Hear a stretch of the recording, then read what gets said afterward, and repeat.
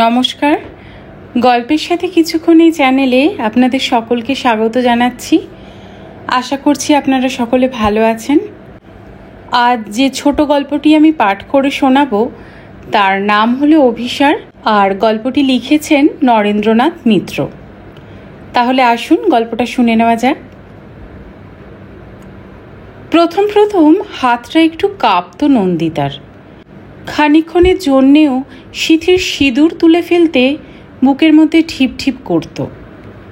কে জানে বাবা, এই সিঁদুর আবার সিঁথিতে উঠবে তো। কিন্তু আজকাল সেই সংস্কার কাটিয়ে উঠেছে। সংস্কার ছাড়া কি, সিঁদুরের সঙ্গে স্বামীর আয়ুর কি সম্পর্ক? যে সমাজের সধবারা সিঁদুর পরে না, তাদের স্বামীদের কি অকাল মৃত্যু হয়? নন্দিতার এক বন্ধু আছে, সুমিত্রা। সেই হিন্দু সমাজেরই মেয়ে। সুমিত্রা ইচ্ছে করেই সিঁদুর পরে না, এই নিয়ে তাকে অনেক সমালোচনা সহ্য করতে হয়েছে। কিন্তু সুমিত্রা অটল। নন্দিতার আর এক বন্ধু কেতকী, মাতৃসদনে নার্সের কাজ করে। সেও যতক্ষণ হাসপাতালে থাকে সিঁদুর পরে না। সিঁদুরও তো আসলে ভূষণ ছাড়া আর কিছুই নয়, এও এক ধরনের প্রসাধন মাত্র। এর সঙ্গে মঙ্গল অমঙ্গলের কি এমন যোগ আছে? মনকে যুক্তি দিয়ে বুঝিয়েছে নন্দিতা, তবু যেন কেমন কেমন লাগে। বরানগরের শ্বশুর বাড়িতে, সেখান থেকে সিঁদুর তুলে আসা যায় না। শ্বশুর নেই, কিন্তু বিধবা শাশুড়ি জলজ্যান্ত রয়েছেন। বউয়ের এই অলক্ষণে কাণ্ড দেখলে তিনি নন্দিতাকে আস্ত রাখতেন নাকি? বড়নগর থেকে যাদবপুর পর্যন্ত দীর্ঘ পথের দুধারে আত্মীয় স্বজন যে দু চার ঘর না আছে তা নয়, কিন্তু নন্দিতা তাদের কারো বাড়িতেই যায় না। সোজা চলে আসে ঠাকুরিয়ায় তপতিদের বাড়িতে। তপতি তার বহুদিনের পুরনো বন্ধু আর খুব বিশ্বাসী। দুখানি ঘরের একটি ফ্ল্যাটে ছোট্ট সংসার, স্বামী আর বাচ্চা ছেলে নিয়ে বেশ আছে তপতি। কোনো ঝামেলা নেই। তপতির শোবার ঘরের ড্রেসিং টেবিলের সামনে দাঁড়িয়ে নন্দিতা তার শয্যা পরিবর্তন করে।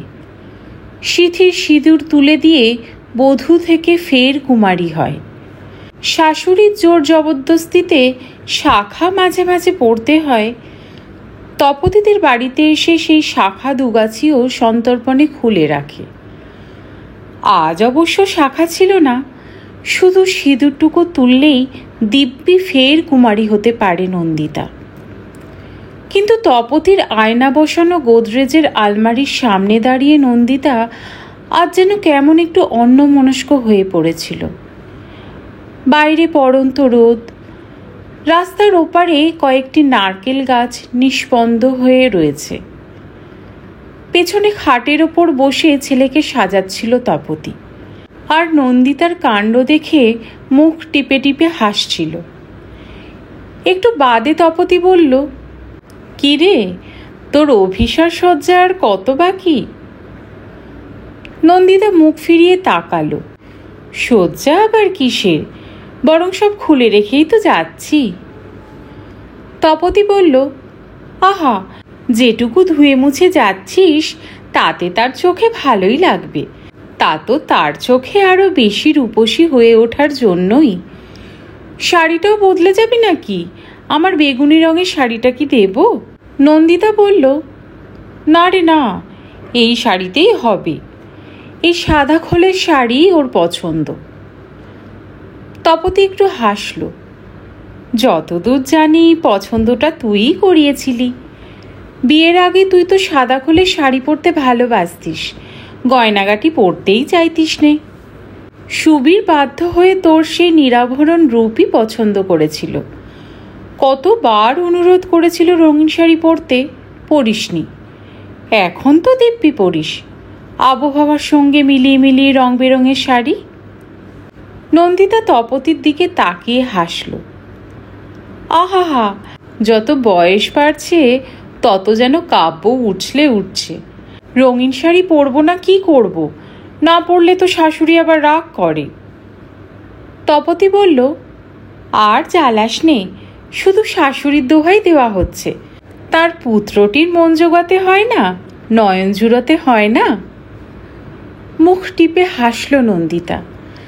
তারপর ফের আয়নার দিকে তাকিয়ে সিঁদুর তোলায় মন দিল।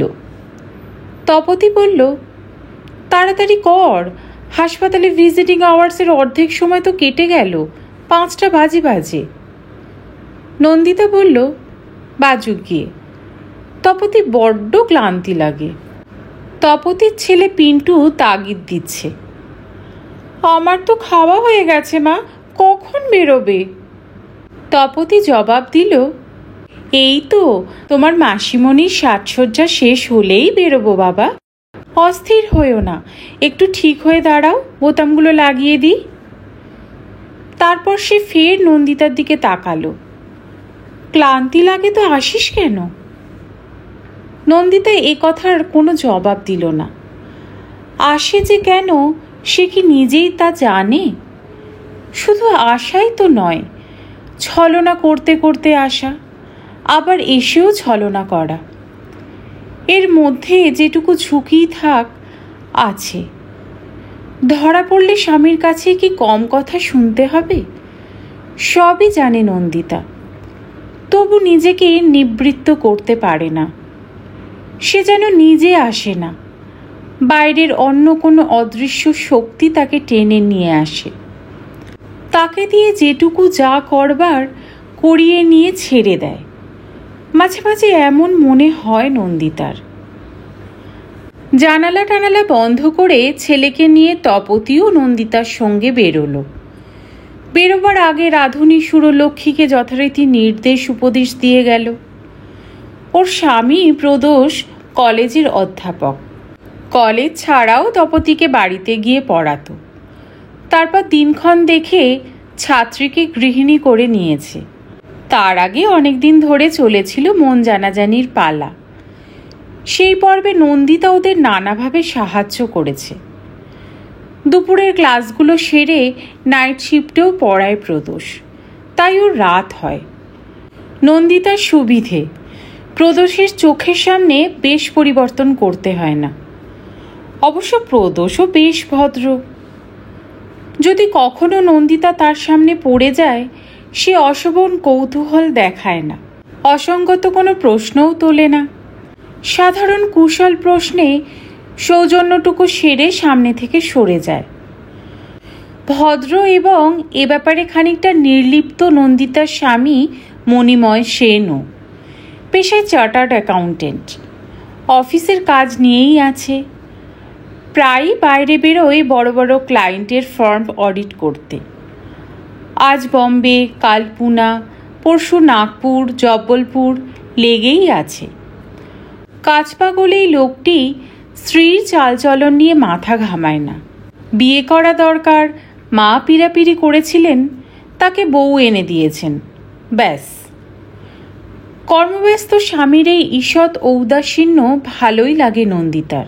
নিরবচ্ছিন্ন প্রেমের নিগড় যে কি তা তো তার আর জানতে বাকি নেই। বড় রাস্তার মোড়ে ফলের দোকান। নন্দিতা কয়েকটি আপেল নাশপাতি কিনে রঙিন থলিতে ভরে নিল। তপতি বাস স্টপ পর্যন্ত এলো ওর সঙ্গে। তারপর বলল, তুই ভাই তাহলে যা, শুধু ফল নিলি, ফুল নিলি নে? সে তো ফলের চেয়ে ফুলই বেশি ভালোবাসে শুনেছি। তুই যা, গিয়ে দেখে আয়, আমি ছেলেটাকে একটু ঘুরিয়ে টুরিয়ে নিয়ে সন্ধ্যের আগেই বাড়ি ফিরব। তুই তো আমার ওখানেই হয়ে যাবি, সিঁদুর টিঁদুর ফের পড়ে যেতে হবে তো। আজ কিন্তু আমাদের সঙ্গে খেয়ে যাবি নন্দিতা, একসঙ্গে খাবো, গল্প করব। নন্দিতা অসম্মতি জানিয়ে বলল, না ভাই, সে আর একদিন হবে, আজ তো বলে আসিনি। তপতিরা চলে গেল। নন্দিতা বাস স্টপে এসে দাঁড়ালো। ভিড় দেখে একটা দুটো বাস ছেড়ে দিল নন্দিতা। তারপর উঠবো কি উঠবো না ভাবতে ভাবতে শেষ পর্যন্ত একটা বাসেও উঠে পড়ল। বসবার জায়গাও মিলে গেল একটা।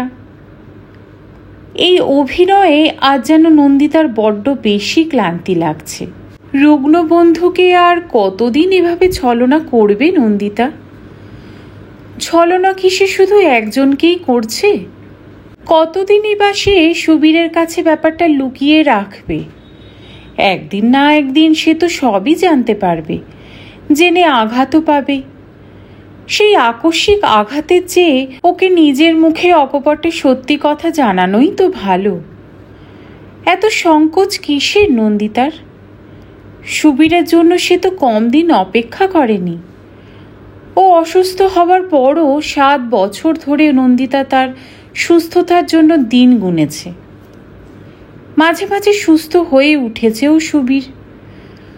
নন্দিতা আশা করেছে এবার বোধহয় হাসপাতাল থেকে ছাড়া পাবে, কিন্তু কর্তৃপক্ষ ওকে ছাড়েনি। শরীর একটু ভালো থাকলে সুবীর তো আর ঘরে বসে থাকতো না, নানা অজুহাতে বেরিয়ে পড়ত। শরীরের ওপর অত্যাচার সে কি কম করেছে? কিন্তু নন্দিতা কি তার নিজের দায়িত্ব অস্বীকার করতে পারে? সুবীরের এই বোহেমিয়ার ভাব কি সে নিজেই জাগিয়ে তোলেনি? মুখে সাবধান থাকতে বলেও নন্দিতা ওকে নিয়ে রোদে রোদে ঘুরেছে, বৃষ্টিতে ভিজেছে, রেস্টুরেন্টে খেয়েছে। না করেছে কি? তারপর আবার অসুস্থ হয়ে পড়েছে সুবীর। হাসপাতাল থেকে তার আর বেরোনো হয়নি। আবার চলেছে দীর্ঘস্থায়ী চিকিৎসার পালা। নন্দিতা তখন কলকাতার দক্ষিণ দিকেই থাকত। প্রায় রোজ আসতো ওকে দেখতে। হাতে ফলের ঠোঙা কি কোনোদিন বাড়ির তৈরির খাবার নিয়ে আসতো ক্যারিয়ারে করে। আনতো নতুন নতুন গল্পের বই কি মাসিক সাপ্তাহিক পত্রিকা। সুবীরের বিছানার পাশে 2 ঘন্টা তো থাকতই, আরও 20-25 মিনিট বেশিই কাটিয়ে যেত। যতক্ষণ না হাসপাতালের লোক এসে বলতো সময় হয়ে গেছে, ততক্ষণ উঠত না। তারপর ধীরে ধীরে আসা যাওয়ার ব্যবধান বাড়তে লাগলো। রোজ আর আসা হয় না, সপ্তাহে 2 দিন করে আসে। তাতেও সুবীরের কি রাগ, কি অভিমান। আগের মতো তুমি আমাকে আর ভালোবাসো না। এই অবুঝ চিররুগ্ন মানুষটাকে কি করে বোঝানো যায়? ভালোবাসা প্রতি মুহূর্তে একরকম থাকে না, রোজ একরকম থাকে না। সেই স্রোতেরও জোয়ার ভাটা আছে। তবু নন্দিতা যুক্তি দিয়ে ওকে বোঝাবার চেষ্টা করত, সুবীর, ভালো আমি ঠিক তোমাকেই বাসি, কিন্তু আমি যে আত্মীয় বাড়িতে থাকি তাদের তো সংসারে কিছু কাজকর্ম আছে, দায় দায়িত্ব আছে। সংসারে আরও যে কত দরকারি কাজ থাকতে পারে তুমি এই হাসপাতালে বিছানায় শুয়ে কিছুই তা বুঝতে পারবে না। সুবীর বলে, খুব পারি নন্দিতা, বুঝতে খুবই পারি। আমি তো মায়ের পেট থেকেই রোগী হয়ে জন্মায়নি।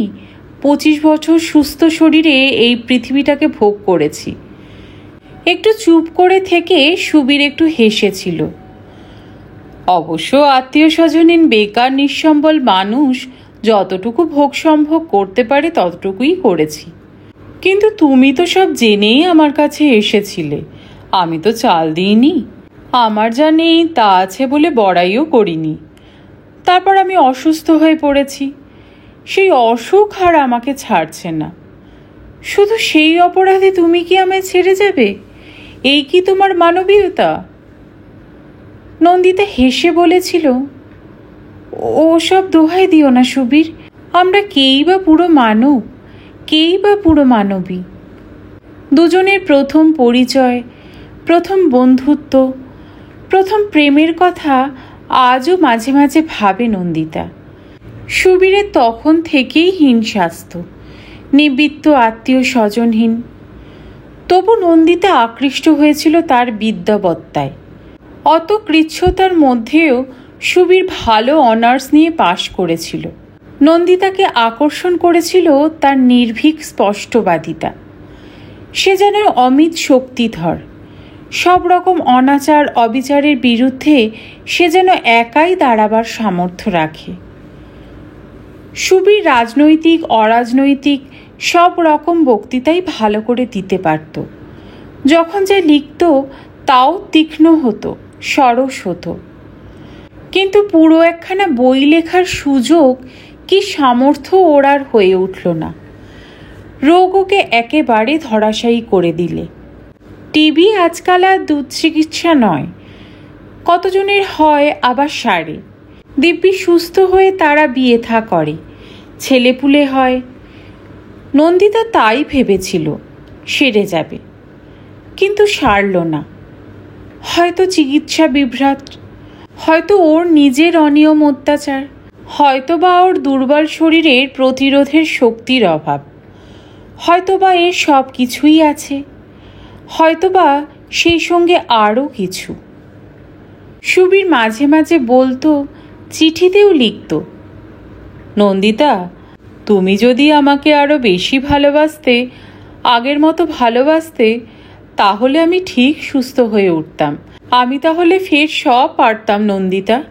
হয়তো অসাধারণ কিছু হতাম না, আরও 5 জন সাধারণ মানুষের মতো ঘর বাঁধতাম, স্ত্রীকে ভালোবাসতাম, সন্তানকে ভালোবাসতাম, নামযশের কাঙালপনা করতাম না। এই পৃথিবীতে সাধারণ মানুষের সাধারণ সুখ দুঃখ ভোগ করতাম, আর তোমাকে তার ভাগ দিতাম। শুধু তুমি যদি আমাকে আরও একটু ভালোবাসতে। সুধীর নামযশের কাঙাল নয়, শুধু ভালোবাসার কাঙাল। ও কি জানে না কাঙালকে বেশি দিন ভালোবাসা যায় না, শুধু অনুকম্পা করা যায়, করুণা করা যায়। সেই স্নেহ প্রীতি করুণাও যে বেশি দিন স্থায়ী হয় না, তাও তো নন্দিতা দেখেছে। সুবীরের আত্মীয় স্বজন নেই, কিন্তু বহু বন্ধু ছিল, বিভিন্ন স্তরে, বিভিন্ন বয়সের।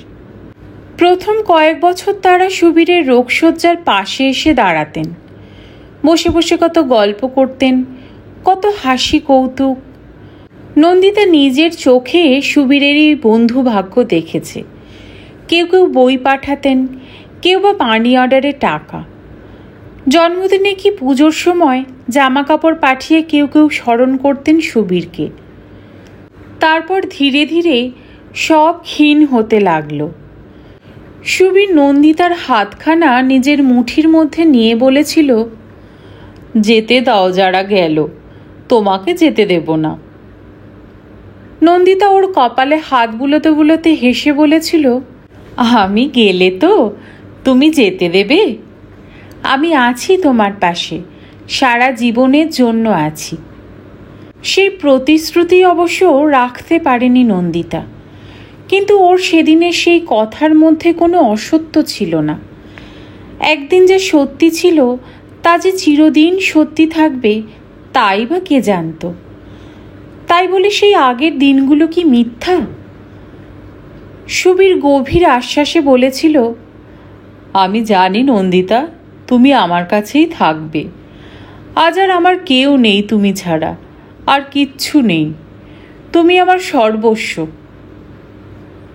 নার্স এসে সাবধান করে দিয়েছিল, ওকে বেশি কথা বলতে দেবেন না, ওর জ্বর আছে, হেমারেজ হয়েছে। একজন পুরুষের সর্বস্ব হতে পারার মতো সুখ আর কিছুতেই নেই, সেদিন মনে হয়েছিল নন্দিতার। কিন্তু সেই সুখ যে পরম দুঃখের কারণও হতে পারে, তা কি তখন আর ভেবে দেখেছিল? কলকাতায় চাকরি বাকরির সুবিধে হলো না। নন্দিতাকে যেতে হলো চন্দননগরে স্কুল মাস্টারি নিয়ে। প্রথম কিছুদিন কলকাতা থেকেই যাতায়াত করত, কিন্তু এ ব্যবস্থা বেশি দিন টিকিয়ে রাখতে পারল না। বড় কষ্ট হয়। নন্দিতা মেয়েদের হোস্টেলে জায়গা করে নিল। সুবীর বলল, তুমি ইচ্ছে করেই আমার কাছ থেকে দূরে সরে গেলে, কলকাতায় কি কোনো একটা চাকরি টাকরি জুটতো না? নন্দিতা বলল, কই আর জুটলো? জুটলে কি আর দূরে গিয়ে থাকি? দূরে গিয়ে কিন্তু ভালোই লাগতে লাগলো নন্দিতার। স্কুলের মেয়েরা তাকে ভালোবাসে, টিচারদের মধ্যে অনেকেই তার যোগ্যতা স্বীকার করেন। সেক্রেটারি বলেন, আপনার সুখ্যাতি দেখি ক্রমশ ছড়িয়েই পড়ছে। নন্দিতার মনে হয় কি মধুর এই প্রশস্তি, ছাত্রীদের আনুগত্য, সহযোগিনীদের প্রীতি সৌখ্য, বন্ধুত্বের মূল্য যে এত বেশি এখানে না এলে বুঝতে পারত না নন্দিতা। আগের মতো সুবীরের চিঠির আর জবাব দেওয়া হয় না, ঘন ঘন দেখতে যাওয়াও আর হয়ে ওঠে না। সুবীরের দীর্ঘ চিঠির জবাবে ছোট করে উত্তর লেখে নন্দিতা। সপ্তাহে সপ্তাহে পরীক্ষার খাতা দেখি, আরও কত রকমের কাজ, নিঃশ্বাস ফেলার সময় নেই। চিঠির ধরন দেখে বোঝা যায় নন্দিতা অন্য সুখের স্বাদ পেয়েছে। বন্ধুত্ব আর ভালোবাসা তো আছেই, কাজকর্ম, কর্মস্থলে যশ জীবনের কম রসের যোগান দেয় না, সেই রসই যেন প্রেমেরই পরিপূরক। কোনোদিন ছাত্রীদের ব্যান্ডেল চার্চ দেখাতে নিয়ে যায়, সাপ্তাহিকান্তে ছুটিতে দীঘার সমুদ্র তীর থেকে বেরিয়ে আসে, কোনোদিন বা দলবল নিয়ে কলকাতা টহল দিয়ে যায়। সুবীরকে আর দেখতে যাওয়া হয়ে ওঠে না। চিঠির পর চিঠিতে সুবীরের অভিমান, ঈর্ষা, আক্ষেপ পুঞ্জীভূত হতে থাকে।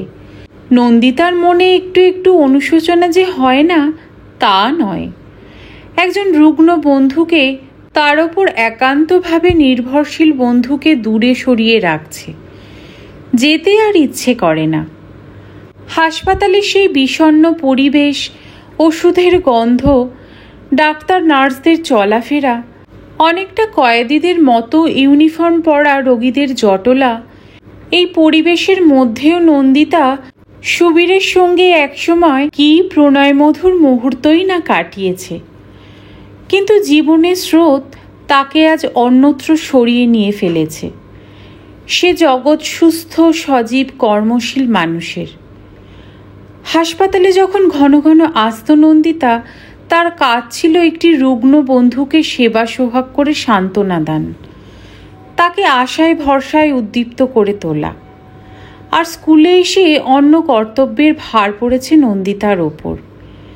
মেয়েদের শেখানো, দেখানো, গল্প বলা, তাদের নালিশ শোনা, তার প্রতিকার করা। শহরে ছোট বড় প্রতিষ্ঠান নন্দিতাকে টানাটানি করে, সবাইকে কি ফেরানো যায়? শান্তিপুরে থাকেন নন্দিতার বাবা, মা, ভাই বোন। কলকাতার কলেজ, বিশ্ববিদ্যালয়, তারপর সুবীর সান্যাল তাকে সেই বৃত্তি পরিবার থেকে অনেকটা বিচ্ছিন্ন করে এনেছিল। আবার চন্দননগরের এই কর্মজীবন তাকে সুবীর আর তার হাসপাতাল থেকে দূরে সরিয়ে এনেছে।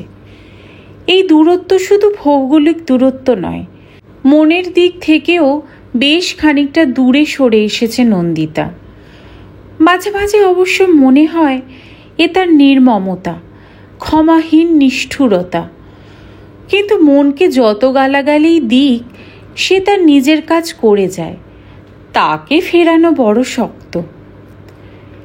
এর মধ্যেই একদিন সুবীর এক দুঃসাহসিক কাজ করে বসল। সে হঠাৎ গিয়ে চন্দননগরে হাজির। ছাত্রীদের নিয়ে বেরিয়ে ফিরছিল নন্দিতা, স্টেশনেই তার সঙ্গে দেখা। নন্দিতা বলল, এ কি, তুমি এখানে যে? সুবীর বলল, তুমি তো আর যাও না, আমি তোমার সঙ্গে দেখা করতে এলাম।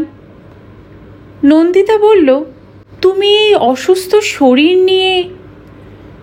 সুবীর বলল, অসুস্থ শরীর নিয়ে আমি কোথায় বা না যাই, কোথায় তোমাকে নিয়ে আমি না ঘুরেছি। ভয় নেই, আমার স্পুটাম এখন নেগেটিভ। ছাত্রীদের একটু দূরে দাঁড়িয়ে থাকতে নির্দেশ দিয়ে নন্দিতা সুবীরকে বলল, তুমি অত্যন্ত অন্যায় করেছ। তোমার স্পুটাম পজিটিভ থাক আর নেগেটিভ থাক, তাতে কিছু এসে যায় না। আমি চাইনি তুমি আমার স্কুল পর্যন্ত এসে ধাওয়া করবে। সুবীর বলেছিল, কেন, আমাকে 10 জনের সামনে স্বীকার করে নিতে তোমার এত লজ্জা কিসের? আমি কি কোনো দিক থেকে অযোগ্য? আচ্ছা চলো তোমার হস্টেলে, সেখানে কথা হবে। না, সেখানে আমি তোমাকে নিয়ে যেতে পারবো না।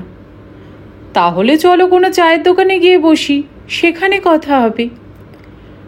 নন্দিতা বলেছিল, এমন কি কথা আছে যা আজই বলা চাই? আমি গিয়ে শুনবো। কবে যাবে? আমার যখন সময় হবে সুবিধে মতো যাব একদিন। সেদিন পরের ট্রেনেই সুবি চলে এসেছিল। নন্দিতা তাকে একটুও বিশ্রাম করতে বলেনি, এক কাপ চা খাওয়ার জন্যও আমন্ত্রণ জানায়নি। ওই রুগ্ন দুর্বল মানুষটিকে আরও প্রচণ্ড আঘাত করতে পারলে সে যেন খুশি হতো। মাঝে মাঝে আপন স্বভাবের মধ্যে কি যে এক দুর্বোধ্য নিষ্ঠুরতা জেগে ওঠে নন্দিতা নিজেই বুঝতে পারে না। ঝড়ের মতো, ভূমিকম্পের মতো সে যেন এক প্রাকৃতিক বিপর্যয়, সব মায়া মমতার বন্ধন ছিন্ন ভিন্ন করে দিয়ে যেতে চায়। অবশ্য মতবিরোধ গোড়া থেকেই। সুবীর বলতো, আমি গোপনীয়তা চাইনি, আমি চাই তোমার আত্মীয় স্বজন, বন্ধুবান্ধব সবার কাছেই তুমি আমাকে স্বীকার করো। কিন্তু নন্দিতার মনে দ্বিধা। সে বলতো, সময় আসুক তখন তোমাকে বার করব, তার আগে তুমি সিন্ধুকে থাকো গোপন রত্নের মতো। দুজনের সম্পর্কের মধ্যে অনেকদিন আগেই চির ধরেছিল, এবার সেই ফাটল ক্রমেই বড় হতে লাগলো। অনেকদিন বাদে নন্দিতা ফের গিয়ে দেখা সাক্ষাৎ করল, কিন্তু সে যেন নিতান্তই কর্তব্যবোধ, তাতে কোনো রস নেই, আনন্দ নেই। সুবীর কিছুদিন অভিমান করেছিল, কিন্তু ফের তার সেই আবেগ, উচ্ছ্বাস, অভিযোগ, অভিমান প্রবল এবং অবিরল হয়ে উঠল। চিঠির পর চিঠিতে সে নন্দিতাকে অতিষ্ঠ করে তুলল। সুবীর লিখতে লাগল, তুমি এত নিষ্ঠুর, এত হৃদয়হীন। কিন্তু এই গঞ্জনা শুনে নন্দিতার যে সহৃদয়তা বাড়ল তা নয়। সে ভাবতে লাগল, এ কোন ধরনের পুরুষ, বিন্দুমাত্র যার আত্মসম্মান নেই, সব শেষ হয়ে গেছে শুনেও যে ছেড়ে যেতে চায় না, ইচ্ছের বিরুদ্ধে যে তাকে বেঁধে রাখতে চায়, তাকে সহ্য করা কি সহজ? কি করে এই কারাগার থেকে রক্ষা পাবে নন্দিতা ভেবে পায় না।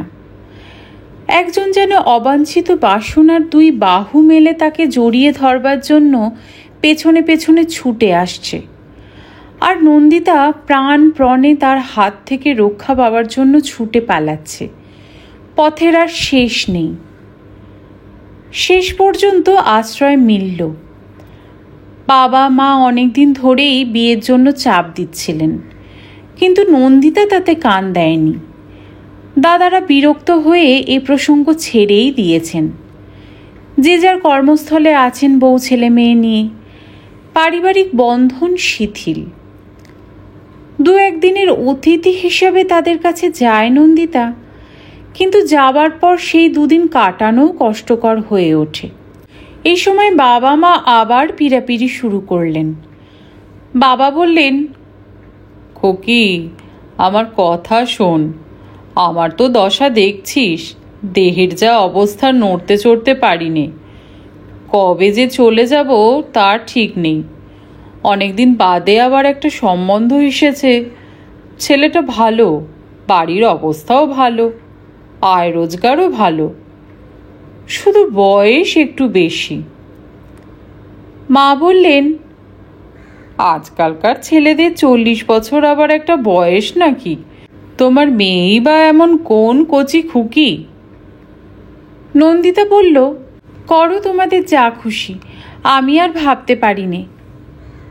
বাবা বললেন, আমি মাথার ওপর আছি, তোর দাদারা মাথার ওপর আছে, তুই কেন ভাবতে যাবি বলতো? এতদিন নিজের ভাবনা নিজে ভেবেছিলি বলেই তো এই হাল।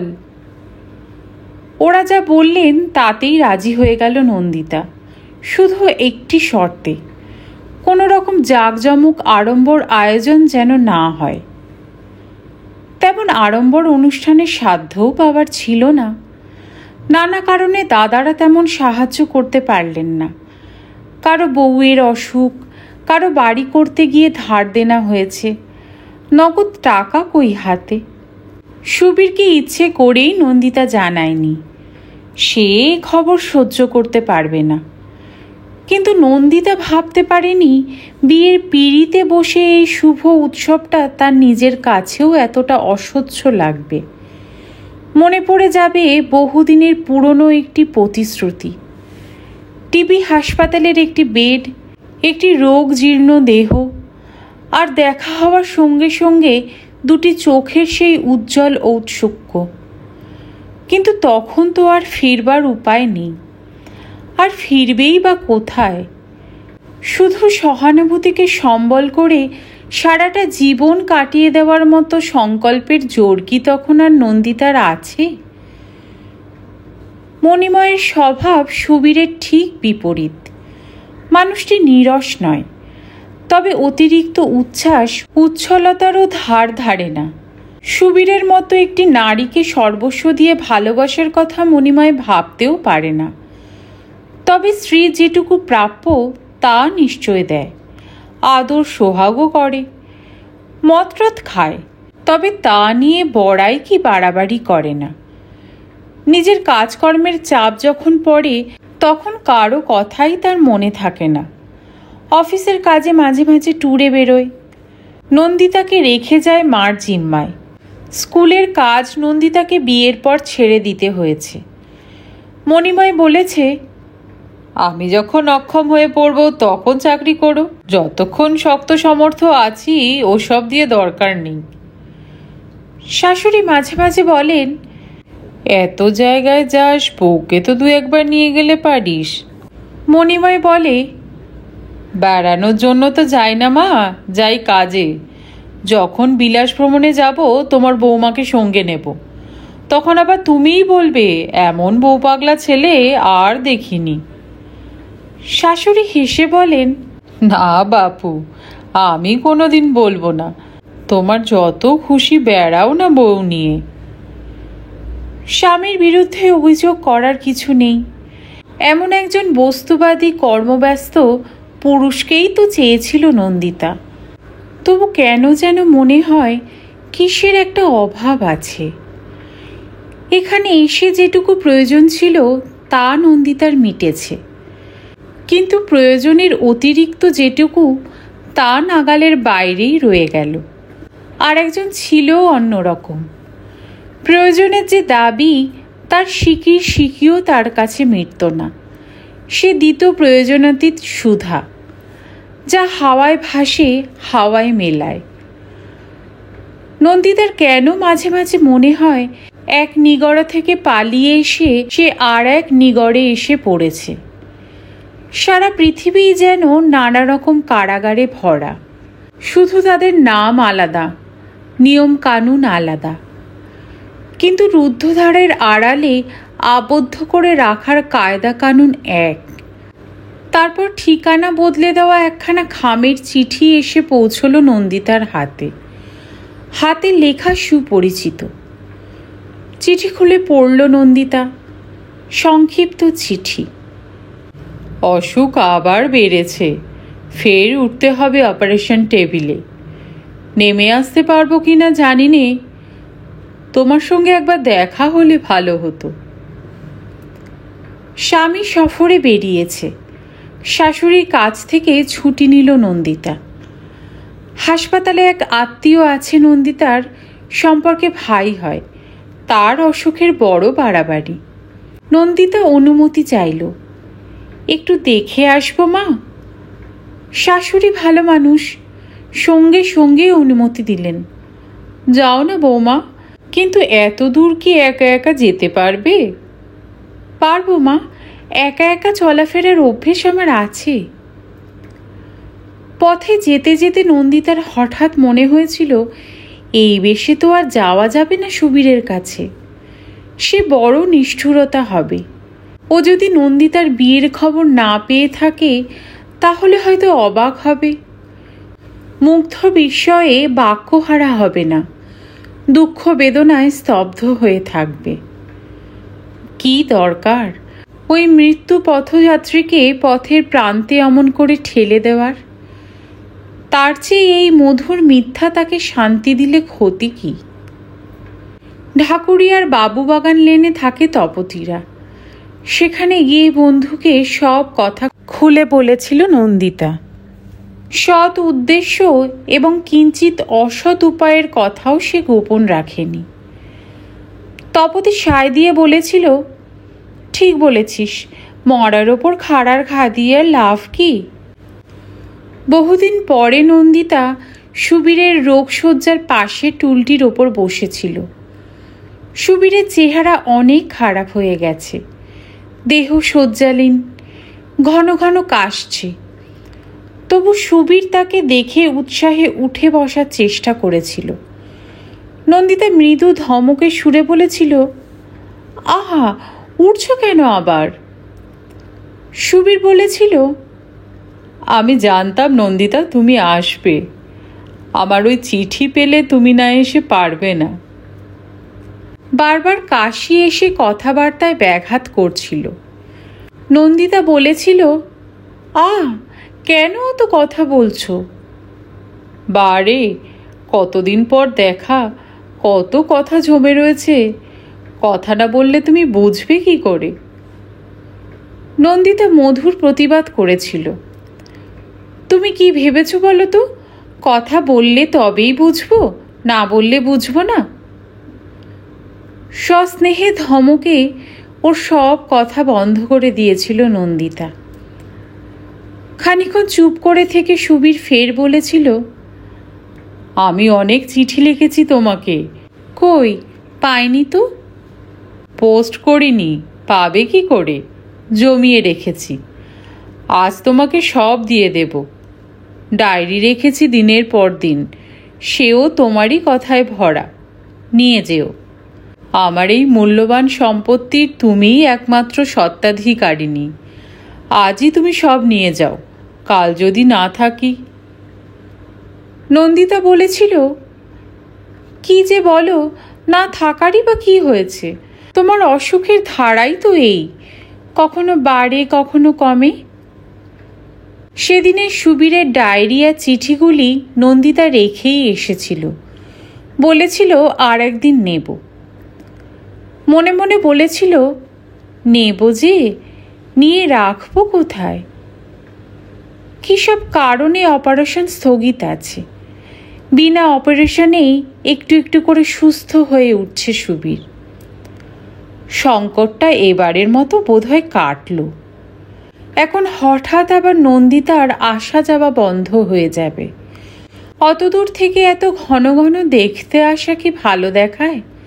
মণিময় ট্যুর থেকে ফিরে এসেছে, এখন আছে কলকাতায়।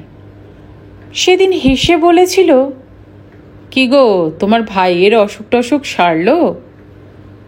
নন্দিতা বলেছিল, সম্পূর্ণ সারেনি। মণিময় বলেছিল, সারলেই হলো। কিরকম ভাই যেন তোমার, আস্তুত ভাই নয় তো? আসা যাওয়ায় নন্দিতার আবার ক্লান্তি বোধ শুরু হয়েছে। ছোটখাটো অসুবিধাগুলো বড় হয়ে উঠেছে। কে জানে এর মধ্যে কতখানি বা মনের ক্লান্তি, কতখানি বা শরীরের। তাছাড়া এক এক সময় নন্দিতার সন্দেহ হয় যে সুবীর সব জানে, বিয়ের কথাও জানে, আবার ওর কুমারী সেজে অভিনয় করার কথাও জানে। এ ঘটনা কেউ কি আর ওর কানে না তুলে দিয়েছে? কত জানাশোনা বন্ধু দুজনের, তারা কি আর বন্ধুত্বকৃত্য করেনি? সুবীর হয়তো সবই জানে, জেনেও চুপ করে থাকে। হয়তো নন্দিতার নিখুঁত অভিনয়টুকু উপভোগ করে, হয়তো ভাবে যেটুকু পাচ্ছি তাই বা মন্দ কি? একদিন যা বাস্তব ছিল, আজ তার ছায়াটুকু নিয়ে, ছলনাটুকু নিয়ে দুজনের সময় কাটে। সুবীর বলে, আমি আর এখন বেশি কিছু চাইনি নন্দিতা। আমার সাধনা এখন সবচেয়ে কম চাওয়া, প্রায় না চাওয়ারই সাধনা। আমার পরীক্ষা এখন সবচেয়ে কম পেয়ে, এমনকি কিছু না পেয়েও কিভাবে বেঁচে থাকতে পারি তাই নিয়ে। এসব কথার মানে কি? হয়তো ধরা পড়ে গেছি এই সংশয় নিয়ে। লুকোচুরিতে কি কোনো মজা থাকে? নির্দিষ্ট স্টপ ছাড়িয়ে নন্দিতা চলে এসেছিল। বাস থেকে নেমে সেই পথটুকু সে ফের হেঁটে এগিয়ে এলো। বহুদিনের পরিচিত সেই হাসপাতালের গেট। রোগীদের আত্মীয় স্বজনেরা কেউ ঢুকছে, কেউ বেরোচ্ছে। মজা থাকুক আর না থাকুক, নন্দিতা আর বেশি দিন এভাবে আসতে পারবে না। তাকেও এবার দীর্ঘদিনের জন্য ছুটি নিতে হবে। আড়ালে চলে যেতে হবে। তারপর হঠাৎ একদিন ঢুকে পড়তে হবে কোনো এক হাসপাতালে। সে হাসপাতাল অবশ্য কোনো অসুখের হাসপাতাল নয়, শাশুড়ি নাতির মুখ দেখবার জন্য দিন গুনছেন। শেষ করলাম আজকের ছোট গল্প অভিসার। গল্প পাঠ আপনাদের কেমন লাগছে আমাকে কমেন্ট করে প্লিজ জানাবেন। আপনাদের প্রতিটি কমেন্টই আমার কাছে ভীষণ মূল্যবান। আর গল্প পাঠ যদি আপনাদের ভালো লাগে তাহলে ফ্যামিলি এবং ফ্রেন্ডসদের সাথে প্লিজ শেয়ার করবেন। নতুন বন্ধুরা যারা আসবেন তারা চ্যানেলটাকে একটা লাইক দিয়ে সাবস্ক্রাইব করে নেবেন। আর পাশে যে বেল আইকনটা আছে সেটা প্রেস করে অল নোটিফিকেশন অন করে নেবেন, তাহলে গল্প দেওয়ার সঙ্গে সঙ্গেই আপনাদের কাছে সেই নোটিফিকেশন পৌঁছে যাবে। সকলে খুব ভালো থাকবেন, সুস্থ থাকবেন। নমস্কার।